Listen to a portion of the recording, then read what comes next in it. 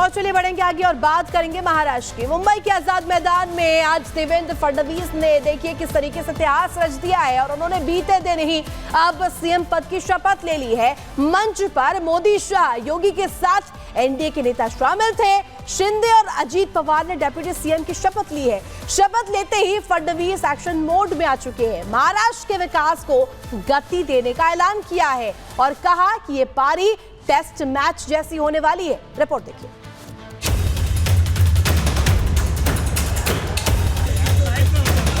मेरा पानी उतरता देख मेरे किनारे पर घर मत बसा लेना, मैं समंदर हूँ, लौट कर वापिस आऊंगा। मी देवेंद्र सरिता गंगाधरराव फडणवीस ईश्वर साक्ष शपथ घेतो की समंदर लौट कर आ ही गया और ऐसा आया कि सारा जमाना देखता रह गया। मुंबई के आजाद मैदान में हजारों समर्थकों के बीच में देवेंद्र फडणवीस ने मुख्यमंत्री पद की शपथ ली। बीजेपी मुख्यालय के बाहर से समर्थक एक है तो सेफ है के नारे लगाते हुए आजाद मैदान पहुंचे। शपथ में राजनीतिक गण, खेल, फिल्म और उद्योग जगत के कई दिग्गज मौजूद रहे। फडणवीस तीसरी बार महाराष्ट्र के मुख्यमंत्री बने। प्रधानमंत्री नरेंद्र मोदी, गृह मंत्री अमित शाह, तमाम मंत्री, मुख्यमंत्रियों की मौजूदगी में फडणवीस, शिंदे और अजीत पवार ने शपथ ली।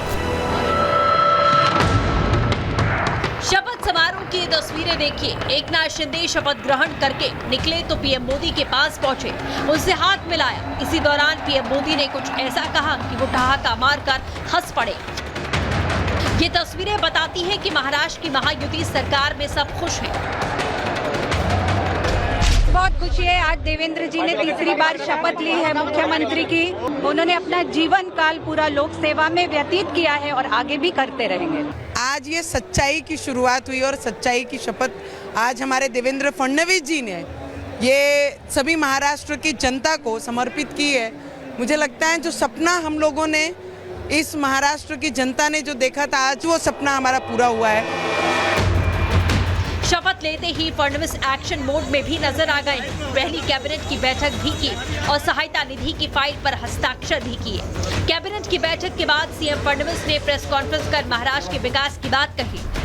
मैं ऐसा मानता हूँ कि निश्चित रूप से उस मैंडेट का, जनता के प्यार का एक प्रेशर हमारे पर है और मैं उसको महसूस करता हूँ कि जब अपेक्षाएं बड़ी होती है तो चुनौती भी बड़ी होती है, क्योंकि लोग आपसे अपेक्षा कर रहे हैं। फडणवीस ने जब विभागों के बंटवारे के बारे में पूछा गया तो सुनिए उन्होंने क्या कहा। कौन सा मंत्रालय किसके पास रहेगा ये अंतिम चरण में है, उसका निर्णय तीनों मिलकर करेंगे। पुराने मंत्रियों के कामों का मूल्यांकन होगा, उसके आधार पर आगे का निर्णय होगा। आज का दिन बेशक बीजेपी के लिए खास था। महाराष्ट्र में जनता ने भरोसा जताया तो पीएम मोदी ने आभार व्यक्त किया। महाराष्ट्र सीएम शपथ ग्रहण के बाद पीएम मोदी ने नतमस्तक होकर जनता का आभार व्यक्त किया। फडणवीस जब शिंदे को राजी कर गए तो मंत्रालयों का बंटवारा करना मुश्किल काम नहीं होगा, बस चुनौतियां होंगी तो जनता से किए वादे को पूरा करने की। Bureau report, Republic Bharat. और अब बात कांग्रेस की करेंगे। ऐसा लगता है कांग्रेस का मकसद है सदन आओ लेकिन सदन चलने मत दो, और यही हुआ कल जब सदन की कार्रवाई शुरू हुई, जो कि हंगामे की भेंट चढ़ती हुई नजर आई। और यह हंगामा किसने किया? कांग्रेस की तरफ से किया गया। अडानी मुद्दे पर यहां पर जमकर कांग्रेस जो है हंगामा करती हुई नजर आई। हालांकि अगर इंडी गठबंधन की बात करें तो इंडी गठबंधन में कांग्रेस के जो तमाम सहयोगी दल है वो अडानी मुद्दे से अब पल्ला झाड़ते हुए नजर आ रहे हैं, लेकिन कांग्रेस है जिसकी सुई जो है अडानी मुद्दे पर ही टिकी हुई है। वही बीजेपी की बात करें तो बीजेपी अब हमलावर है और कह रही है कि लगातार यही मकसद कांग्रेस का है कि किसी भी तरीके से सदन की कार्रवाई को रोका जाए। रिपोर्ट देखिए। मामला उठाया था।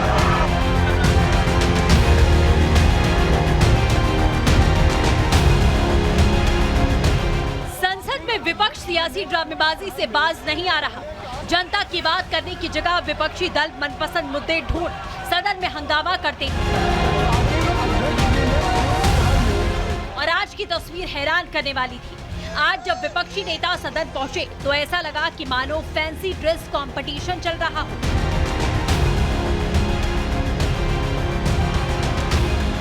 विपक्षी नेताओं की दिलचस्पी सदन के कामकाज से ज्यादा पहनावे पर रही, तभी तो सदन में कोई सार्थक चर्चा नहीं हो पाई।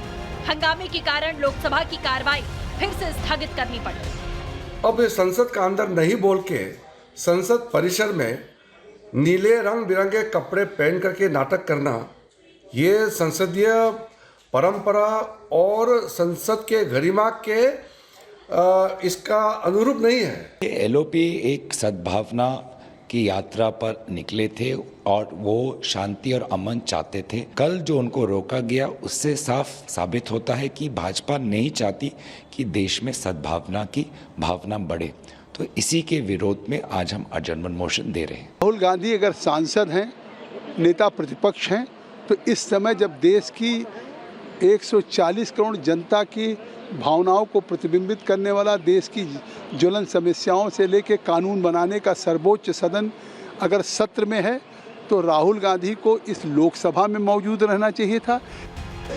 एक ओर कांग्रेस अडानी के मुद्दे को जोर शोर से उठा रही है, तो वहीं दूसरी ओर कांग्रेस की सहयोगी समाजवादी पार्टी संभल पर अपनी सियासत चमकाना चाहती है। कांग्रेस और सपा के बीच में ये फूट अब साफ तौर पर दिखने लगी है।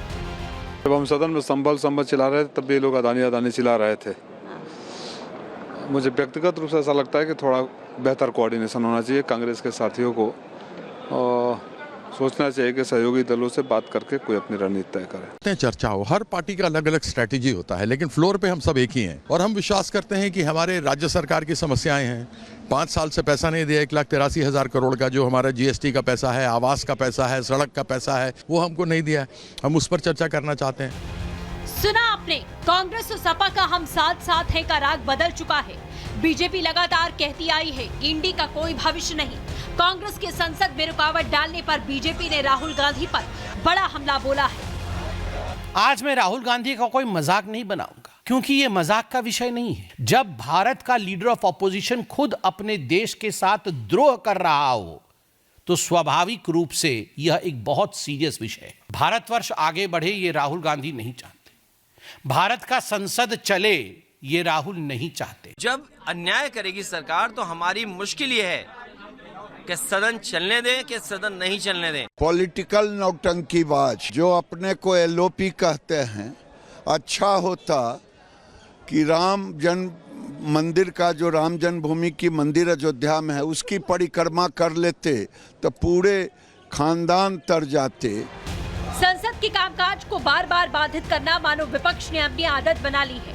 अब सवाल है कि विपक्ष आखिर सदन चलने देगा या नहीं, या फिर सिर्फ अपनी सियासत चमकाने में लगा रहेगा। Bureau report, Republic Bharat.